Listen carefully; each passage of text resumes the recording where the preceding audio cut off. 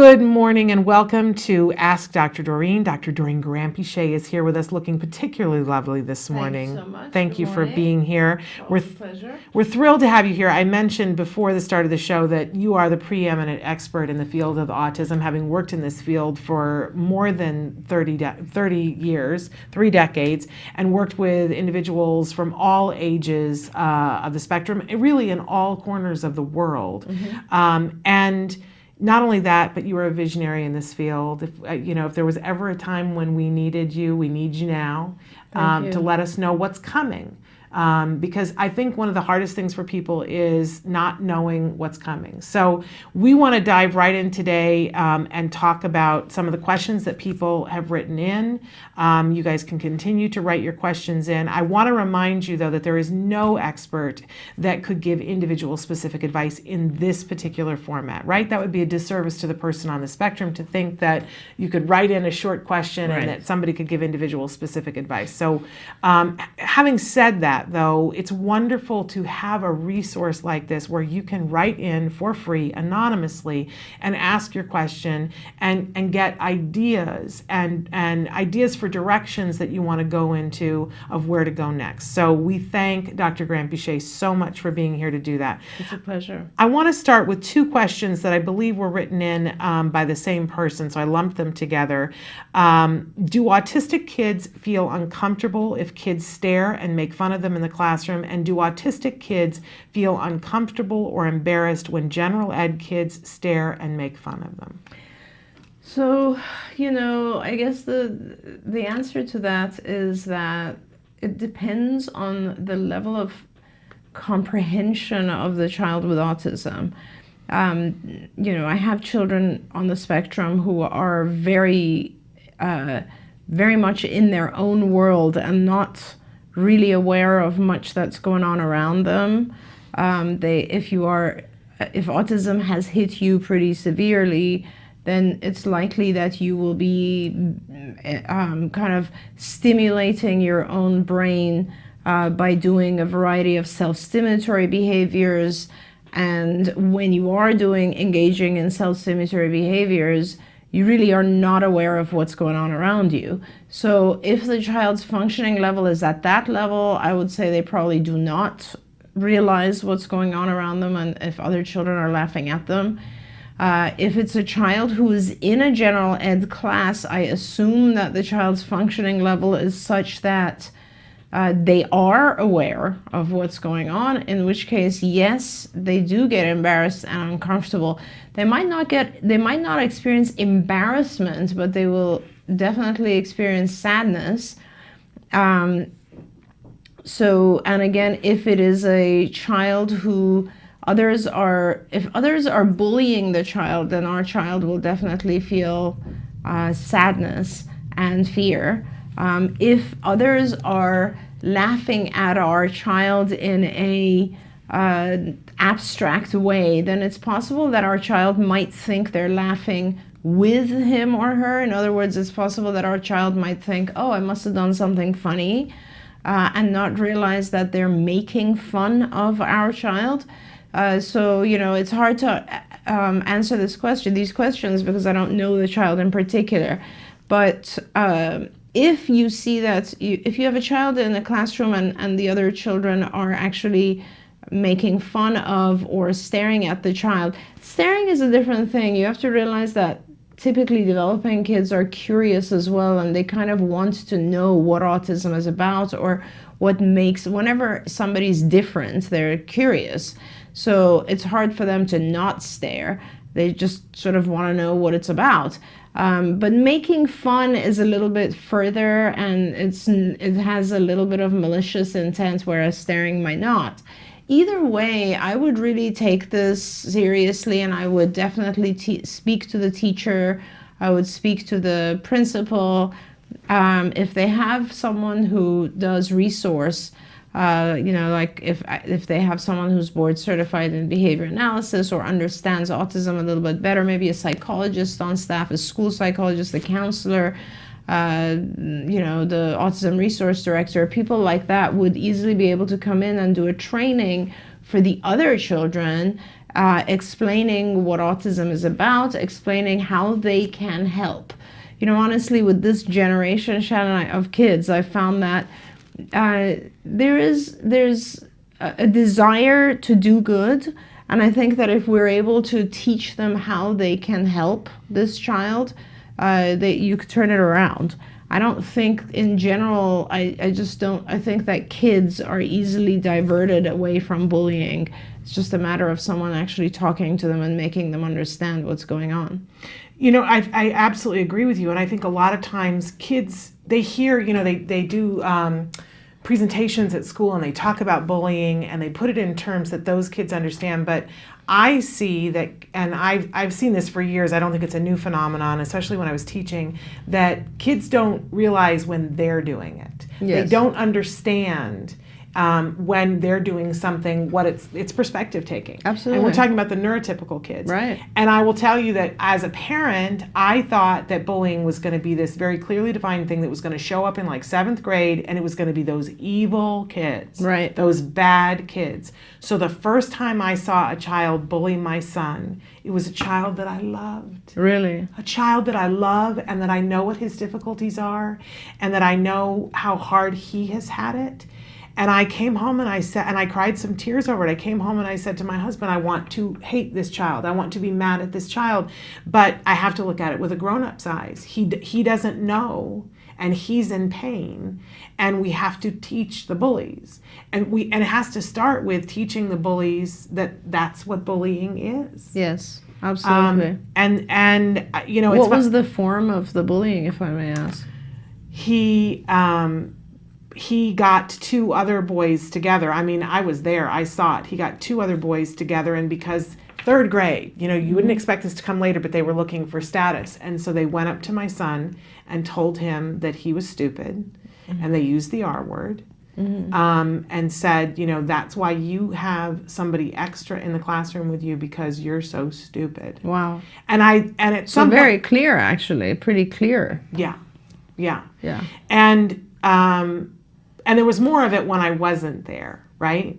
But it became a thing where people started to pile on. He was fully included, but there was an aide in the classroom, and the class was separated into teams, right? There's the red bears and the purple penguins, and the teacher would give them something to do and say, okay, you know, you get points, and so everybody take out your book and turn to page 32, and I see that the purple penguins did it, so you guys get a point, right? Positive reinforcement. We support that, right? But because of this thing that was spiraling with the other kids on the playground, then all of a sudden the kids on his team were like, oh, well, we didn't get a point because you took a second longer to do it. That's because you're so stupid. Right. And it became this pile-on thing. And you know, and we had a great teacher who worked on it, and it was important that we didn't just go, it'll be okay and kids will be kids. Yeah.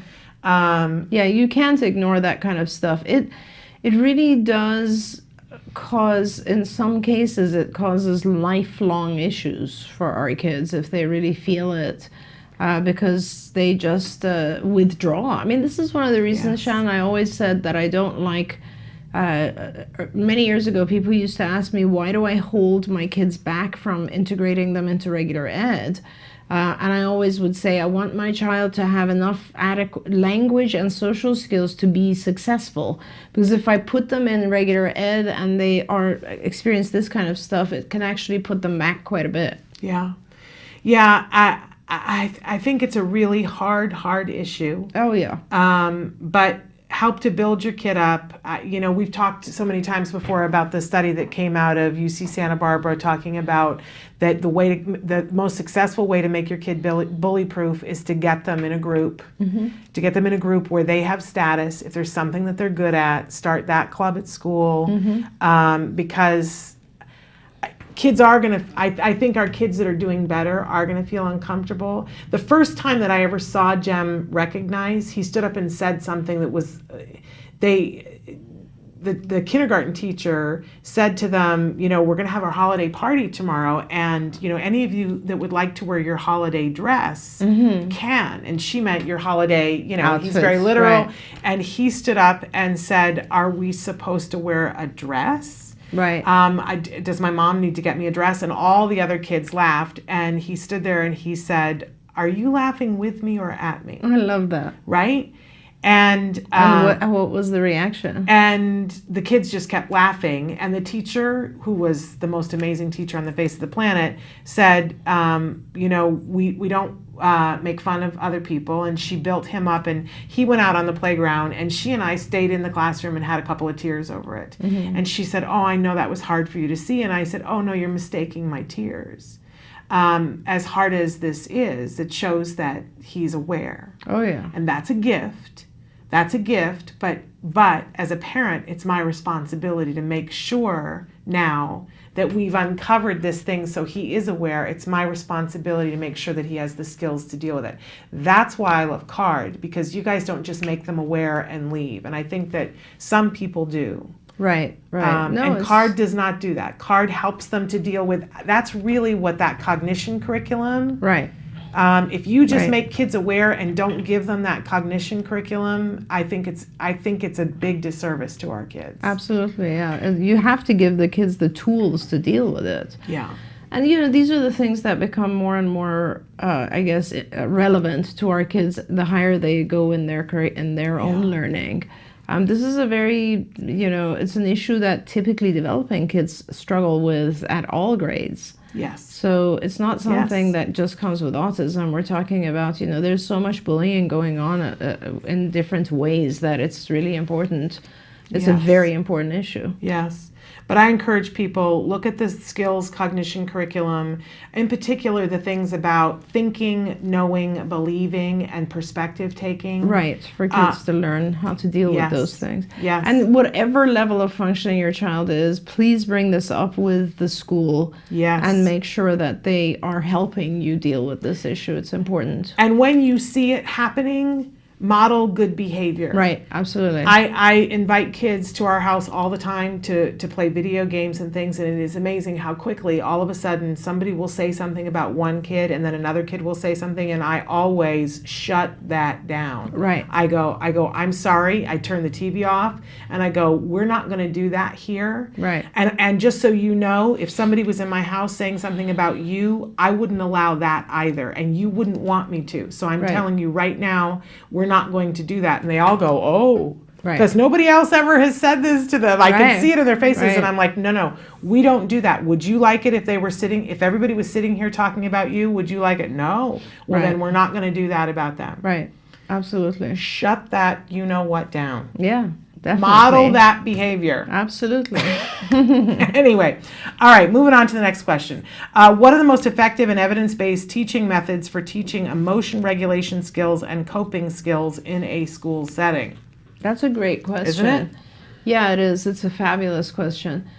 You know, so I'll answer this both as a psychologist and as a behavior analyst, because I think generally speaking, there's two sets of things you can do, maybe even more, maybe three. So we'll touch on all of those. As a behavior analyst, there's a lot of stuff you can do to teach people how to regulate their own emotions. A lot of that stuff is actually in our skills curriculum. We've written these things down in our cognition curriculum and in our executive functioning curriculum, because regulating your own emotions has a lot to do with how you understand things. Someone might understand things as harsher than they are and do something self-destructive, or have a very drastic emotion towards it. And I'm not even talking about kids with autism. I mean, look at today, Shannon, you know, we're talking about a lot of people who are upset about the way the presidency went, the elections went, and people actually already last night there were riots, and today, and people do things that are maybe an overreaction because you know, we have to kind of hold ourselves together, maintain how we feel about it, and remember the bigger picture. And like people, and for our kids, what happens is something happens and and it's not just our kids, all kids. Yeah. They don't have the ability to put it in a compartment and say, hey, life goes on. Right. They basically think that's the end of the world. And so it's very important from a behavioral perspective. We do have a lot of activities that we teach our kids in terms of regulating their own emotions. Things like, writing down like how they feel about it. As an example, comic strip conversations is this series of things where you use comic strips for the child to understand what was said, how that made them feel, what are some appropriate responses, how their responses will make the other person feel, all that sort of stuff. And because we reinforce that, we prompt it, we model it, and we reinforce it, it can fall under ABA, but it is also a kind of cognitive behavior therapy, which is, I would say, probably the main area you want to look at is cognitive behavior therapy, because behavior analysis talks mostly about behavior. Now, for a lot of us who've been in the field for a long time, what we say is that, the expression of emotion and all higher affects, things like thinking, believing, all of those types of things, can also be perceived as a form of behavior, because ultimately they result in behavior. But realistically, these are all cognitions. They're things that go on in our mind and in our heart. And they're internal processes. I know when Jonathan was here, he would talk a lot about how you can reinforce or not reinforce internal processes. And that's, of course, cognitive behavior therapy. Mm-hmm. Now, cognitive behavior therapy is slightly different, but still pretty much the same principles. And what it does is it talks about increasing or reducing thoughts, emotions, behaviors, inferences, anything that's beliefs, anything that's an internal process. So emotion being an internal process, you can use behavioral techniques to regulate emotion, but you can also use cognitive techniques to help the individual understand more about their own emotions and whether those emotions are appropriate, too much, too little, and so on.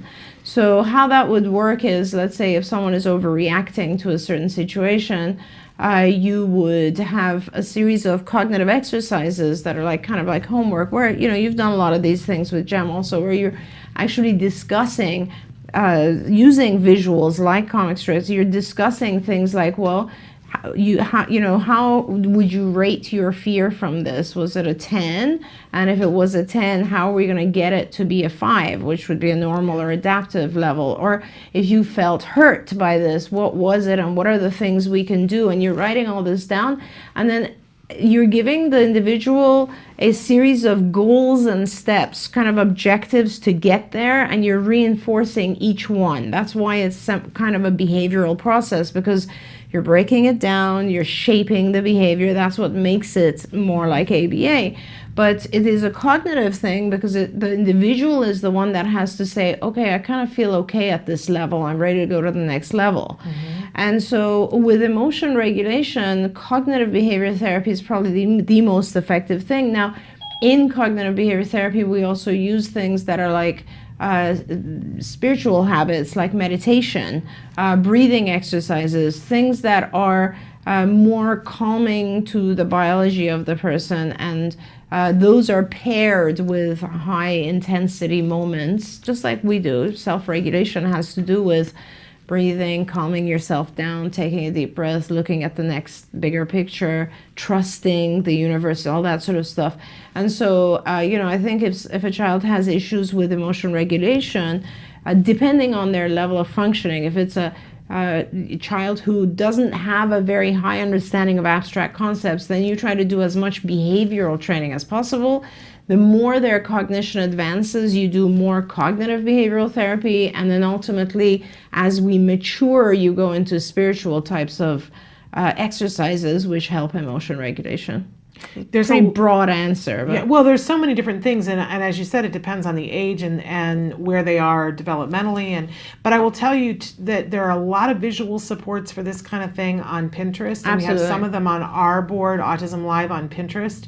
But you can go in and find, like, there are thermometers that say, well, so when and you can, things to work on before and things to have during. Absolutely. Visual schedules that doctors give this to us. Yeah, well, definitely. so on the scale of 1 to 10, how much pain are you in, Absolutely. right? And that we can do with the kids. And there are lessons that are cognitive behavioral therapy on Pinterest. I mean, Pinterest is a fabulous resource. Absolutely. And we have some of these things also in skills where you are, it's different. It's one thing to control it. It's another thing to recognize it. Yes. So being able to recognize in yourself that you're about to lose control of your emotions is really hard for our kids, and being able to teach them that, having them recognize all the symptoms of their own body.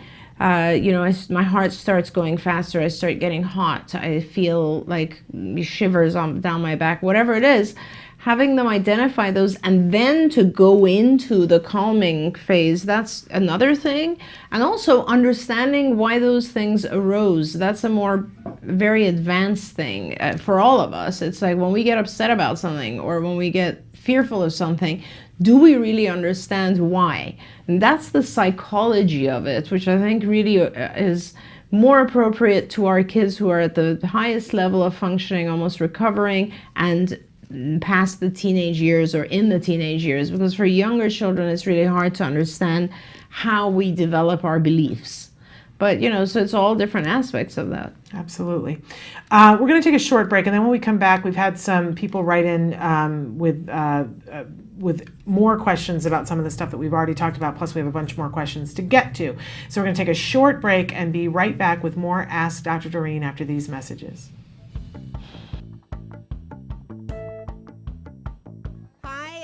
Welcome everybody to our 5K, 10K run and family festival.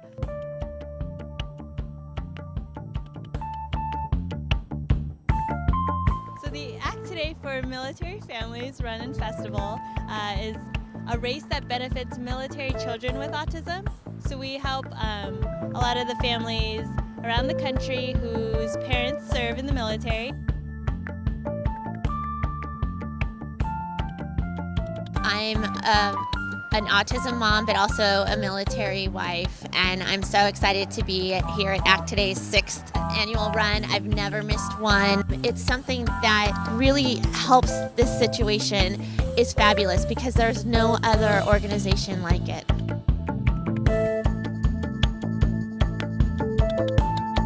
San Diego has some of the highest concentration of military in the country, if not the world, and a lot of my friends are military and are affected by autism disorder. And so for me to do some little thing to the people that protect our freedoms is important.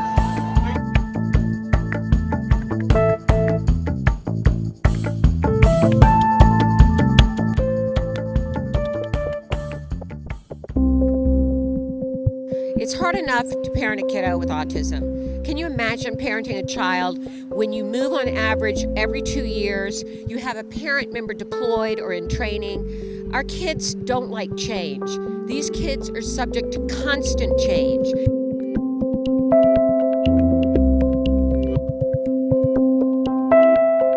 My name's Tom Leahy. I am president of One Hope Wine. We are the title sponsor of the 6th annual Act Today Family Festival. We have been the title sponsor every single year, which we're very proud of. We've worked with Act Today for 9 years, which we are also very proud of.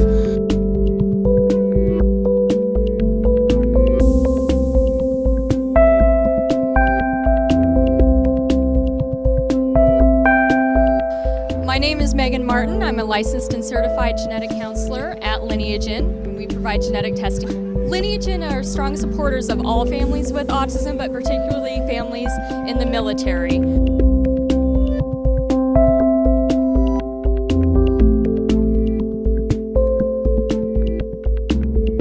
Double stroller, so he should get double the amount of applause.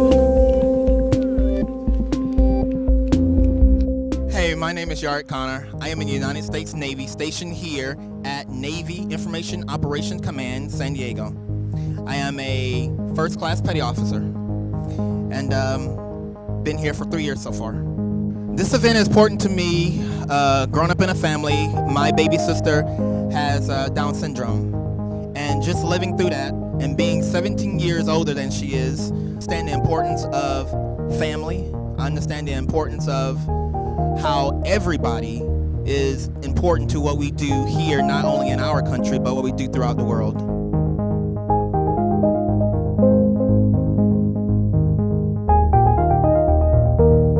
For the 10K, here are the top females.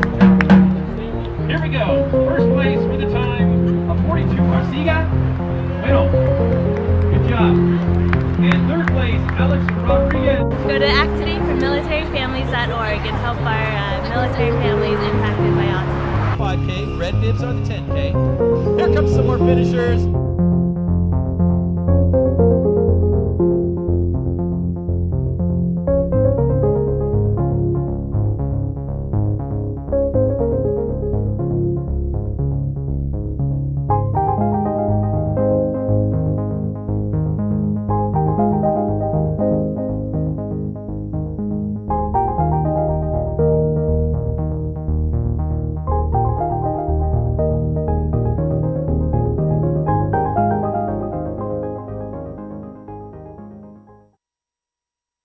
Welcome back to Autism Live and to Ask Dr. Doreen. We're here with Dr. Doreen Grampichet, and she's answering your questions in real time. We had a couple of further things that came in based on what we were talking about. I had shared a bullying story as we had a question about bullying.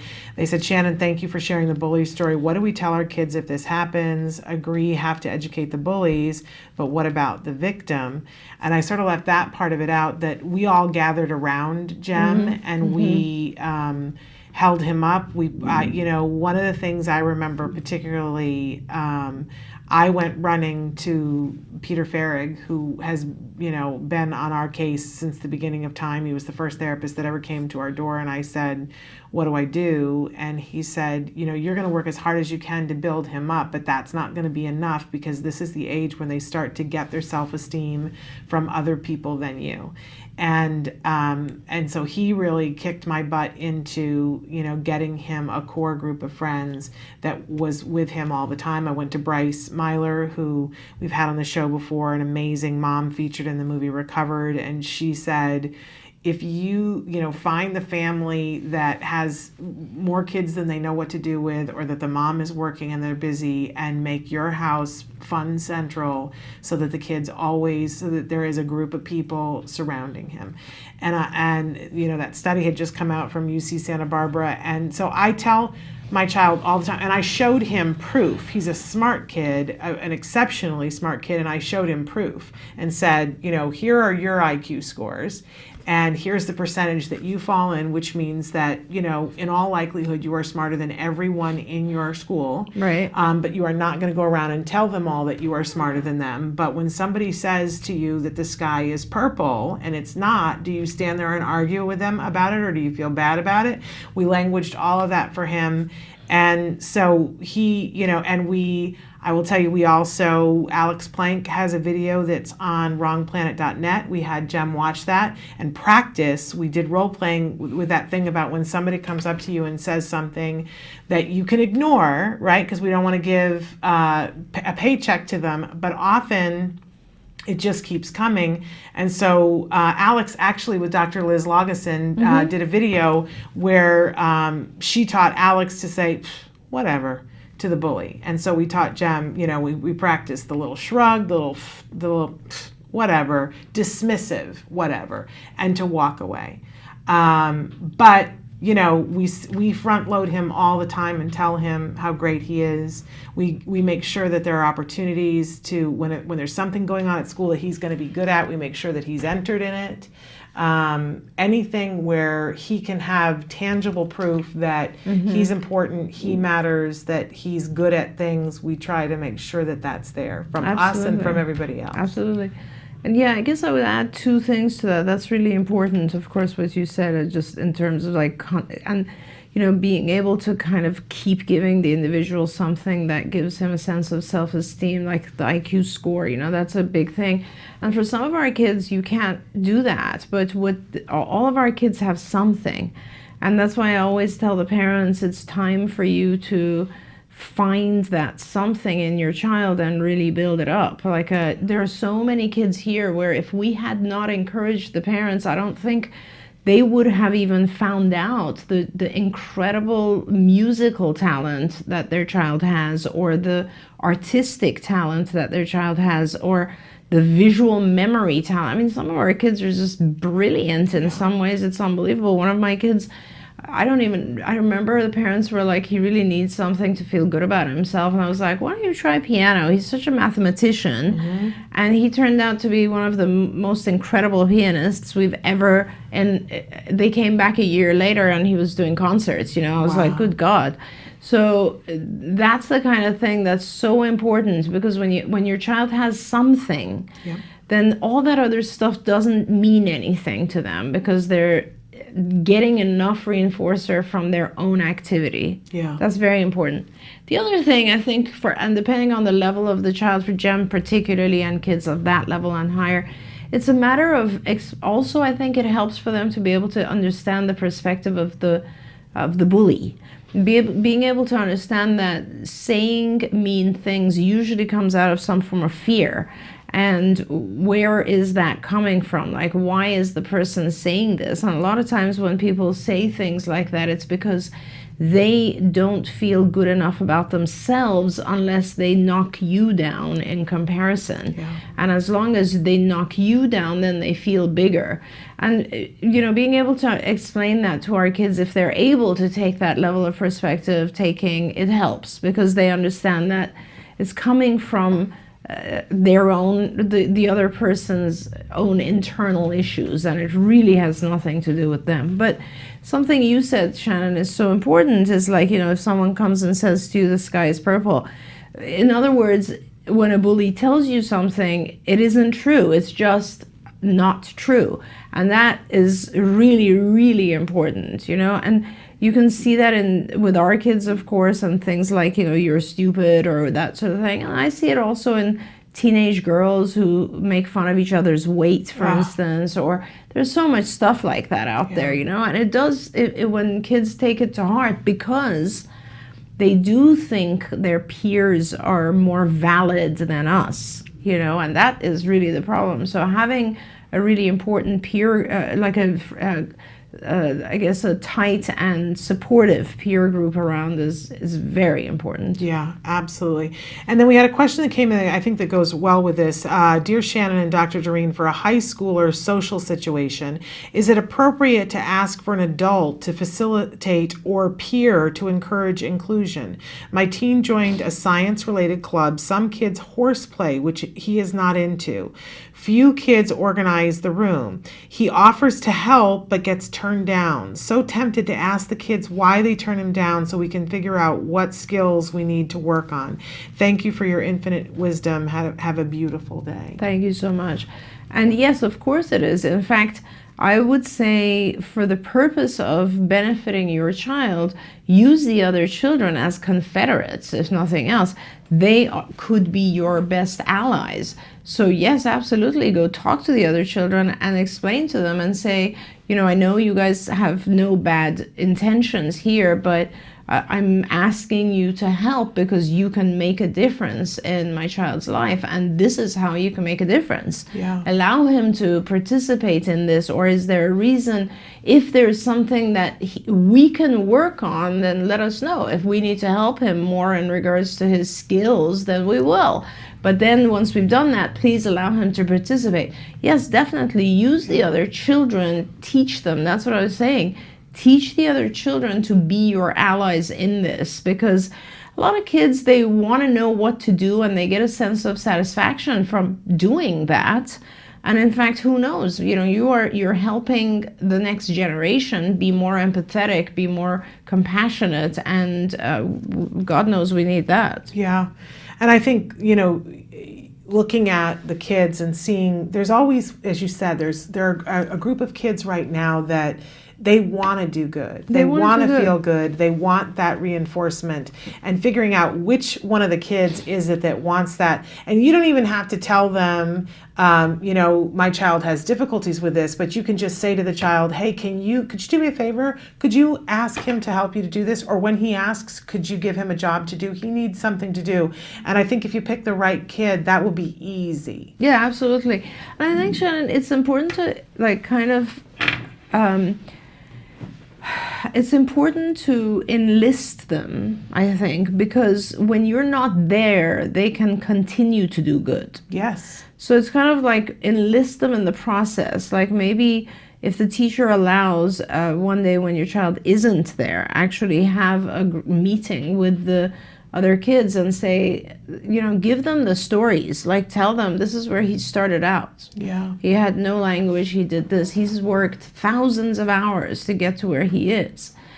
These are the areas that he's really good at. These are the areas that he still has issues with. He's going to work thousands more hours to try to cope and be able to manage and so on. Who wants to be part of helping him get there? Yeah. And if you do, these are the things that you can do. And it's really that simple. And I'm a strong believer that most of us start just to have good. We all come from a place of good. And I think it's if we have ways to be good, if it's right in our path, we will engage in that. Absolutely. All right, I want to move on to another question here. My son has been diagnosed with autism and sensory disorder. My husband and I are finding it very difficult to find any funding to offset the cost for child care. We're paying right now for speech and OT therapy, daycare half a day, and now the daycare wants to charge us 4 times the price to watch our child for 3.5 hours, $2,000 a month for one-on-one care because he is acting out with hitting, kicking, screaming at some of his peers sometimes. We are sinking with the expense. Check state services and we don't qualify because it's income driven. Please help direct us. This is all new to us. Yeah, that's the one that I was reading earlier and shaking my head because it just breaks my heart. So I want to guide you. I'm really glad we got to this question because I felt very passionate when I read this. I want to guide you. There is nothing more important right now in your child's life than to get him into an ABA program. Nothing. There's nothing you can do more than that would benefit him more than getting him into an ABA program. Now, I don't think I know the child's age, but if you get him into an ABA program, and please feel free to get in touch with us offline. If you get them into a comprehensive ABA program, then you can actually take your child to the ABA center and the therapists will work with him around the clock for up to 40 hours, depending on how much is recommended for him. And you will not need daycare and you will not need speech because that will happen during his ABA. And I don't know if you need OT or not. You may or may not, depending on a good evaluation. But don't make the assumption that you just need to do speech and OT and that's going to take care of it because every child with autism gets speech and OT. No. Every child with autism should get ABA, first of all, and then you can decide whether or not speech and OT is necessary. You will not need daycare because basically, at least I know with CARD, and we have over 100 and something clinics, but our offices, our centers are open from, I want to say 8 a.m. to 8 p.m., 7 days a week. So we are able to do a lot of this and it is all funded. Most of the states now have insurance coverage and I don't know where you are, but if you let us know, we can try to reach out and take care of it and help you. Once you have that in place, it becomes possible for you to do a lot of other things. Giving $2,000 a month for daycare is ridiculous. That's the kind of money that should be going to much more important things for your child, which would be therapies of different types. So. And I think you would still qualify for some respite care depending on what state you're in. So, maybe reach out please to Shannon and let us know where you are and we will do our best to try to get your child started and help And I've Or got we your can- email, so we're not sharing the question because I've got your email address so that I can write to you. And I'm assuming that this child is under the age of 3. I hope so. Only because between speech, they're paying for the speech and OT. Because everybody who hears this, I want you to know that in the United States, when your child turns 3, the funding for those things comes from your school district. So if you have a child who's over the age of 3, you need to go to your school district. For them, you'll have to do an IEP process, and they're going to tell you a bunch of things that are not what you just heard here and what is the best case scenario for your child. But they will pay for speech and OT. Nobody needs to be paying for speech and OT out of pocket.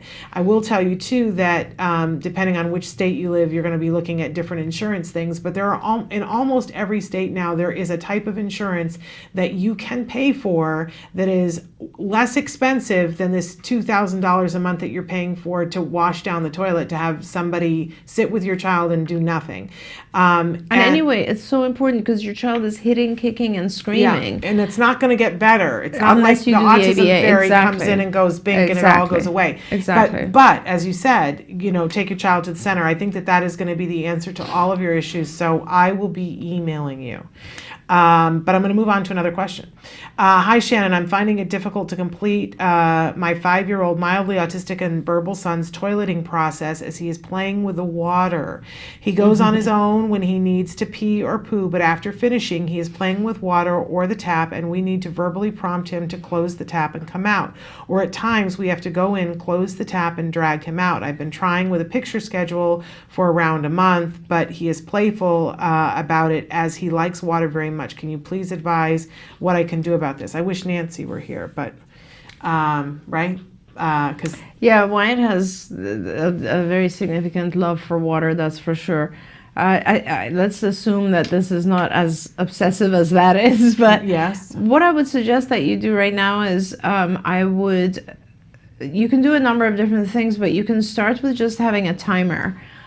So basically, I think the best thing for you would actually, I don't know if your child would pay attention. You'd have to figure out what kind of timer. If it was an egg timer, for instance, the child could be taught to just turn it over, and that'll give your child, let's say, 1 or 3 minutes to wash their hands. When the sand is finished, they need to leave. You would have to teach them that. If that's if it's not intrusive enough, if it's not, let's say, visible enough to your child. In other words, if your child continues to play with water and doesn't pay attention to the sand ending, you could also teach your child to put, let's say, a kitchen timer that buzzes. And when that goes off, you could then teach the child that they have to leave. And you have to, and I'll talk about reinforcers in a minute. Another thing you could do is you could actually place a timer in a way that the child cannot reach the timer, and it becomes an aversive that they are trying to avoid and escape. So in other words, you could put a buzzer in the bathroom that goes off and is annoying, and so the child actually turns the water off and leaves because they want to get rid of the buzzer sound. There's a lot of different things you can do.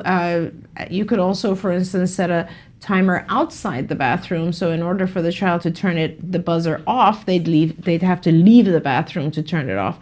The concept here, and there's a variety of things, but just to give you the basic formula or the concept is playing with water is more reinforcing than anything else that you've so far given. And what you need to do is you need to reduce the reinforcement value of playing with water and instead give a higher reinforcer for stopping and leaving. So the suggestion that I had with regards to, like, let's say, if the child actually leaves the bathroom, turns the water off and leaves the bathroom when a timer goes off, and then gets a major reward, that reward has to be bigger than the self-stimulatory reinforcer that the child's getting from water. That's very important. Or the other example I gave was kind of like making a buzzer sound that the child has to leave in order to get an reward. That reduces the reinforcing aspects of the self-stimulatory stuff, because now there's like a annoying sound in the background. So there's all these different things that you can do, but the concept being there has to be a reward that's worth it for the child. If you can let's think, if there's some other thing that is highly reinforcing, let's say maybe something musical, maybe something visual that involves water, like a lava lamp, or let's say something that, you know, maybe playing with a water gun outside in the backyard, something like that, and the child only has access to that if they turn off the water within 3 minutes and go outside, that would work. Like, so you just need to make sure the reinforcer that you're giving your child is contingent upon them leaving as soon as an event prompts them to leave. And the event should probably be a timer, because when we get engaged in self-stimulatory stuff, we don't know how time passes. And so the child, we want to remove you as the stimulus that has to always prompt the child. We want to get them to learn to do this themselves. You know, it could be just a little buzzer on their watch where they just press a button and then they wash their hands, and when it goes beep, beep, beep, they stop and leave. And then they get to do some other activity that is highly reinforcing. And key, as you said, that it's got to be something that's more reinforcing than the water, and you can't give that to them any other time, because if you do, it will lose its power. Exactly. All right, now we're in the rapid fire section where we're going to answer questions as fast as we can. Sure. I have a child who is 17 and a half years old. He is on a grade level 2 and low speech. He's in high school now, public school. They are trying to take away his speech, PT and OT. They are saying he has reached his level. He is still improving. I do not want to give up. They say his speech will never get better. To introduce him to an augmentative device at this age would be very hard, I would think. I can hear you, my Kipple. I would love for this person to write and tell me what their address is so I can send you. We have a viewer who uses an augmentative device and who's been on the show, and he's written a book about it, and he has very strong feelings about not waiting any longer, that now, if you have not given your child an augmentative device, that now is the moment to do that, right, no matter what age. Right. So I heard you in my head say, please. Yes, absolutely. And I want to say that at 17 and a half, there's the most valuable thing you probably can do for your child is to give them an aug device. Now, let's talk about where he is, because he's at grade level 2 and he has very low speech. Now, and you're upset because they want to take away speech and OT. I'm going to tell you something a little radical. Let them take away speech and OT. Okay, let them take it away. The only reason you need speech is for someone to teach the aug device. You can also get an ABA expert to teach the aug device. You can also teach the aug device. Your priorities change when your child is 17 and a half. Your priorities are no longer trying to teach the same things. Now you have to teach different things because the child is 17 and a half. So at 17 and a half, you're no longer looking at, oh, can I get him to grade level 3? Who cares at this point? What you're trying to do for a 17 and a half year old are probably the following things. Think about this. You're probably thinking about trying to get basic communication. That's the aug device. Why? Because if you don't have basic communication, the child will have a lot of aggressive behaviors because they'll be very frustrated. They won't know how to express their needs, and that'll lead to frustration, which will lead to aggression or various other types of problems. So communication, basic communication, functional communication becomes the most important thing for your child. Next is probably safety. Next is starting to teach something vocational, because and daily living. All of those types of things. Teaching the child, for instance, to be independent and make dress themselves, make food for themselves, daily living skills, and also to be able to actually start doing something that is of a career type that would give the child some sense of satisfaction. All those types of things become incredibly important. Nothing, though, is as important as the aug device, because the aug device is the entry portal for your child to communicate with the rest of the world. And without that, life is very hard. They will not understand what is requested of them. They will not understand how to communicate to other people what they want, all that sort of stuff. So many of my kids, when I see an individual who's a teenager, anywhere, like 15 to 20, and they don't have an OGG device and their speech communication is very low, they inevitably get frustrated. Even the sweetest, loveliest kids, they get frustrated because nobody understands them and they can't express themselves. And when they're frustrated, they put their head through the glass, they punch the wall, they aggress, they just are frustrated and they have to let that out somehow. So please, the most important thing you can do right now is kind of divert your attention. Don't worry about trying to teach basic school stuff. That's not the point. The point right now is to change and focus on the things your child needs. And so the OGG device is incredibly important. And no, it's not going to be hard at all. He's going to love it. It's going to be the most incredible change you'll see. So many of my kids pick up OGG devices immediately because they just love to be able to communicate now. And there's a variety of different OGG devices. Make sure someone is working with him who knows how to do this. We don't want to add a frustration where the child is now frustrated because they can't use the OGG device. When you first start using these devices, it's really important to just actually have one simple thing you're asking for with one button, and then you can make it pretty sophisticated over time. Absolutely.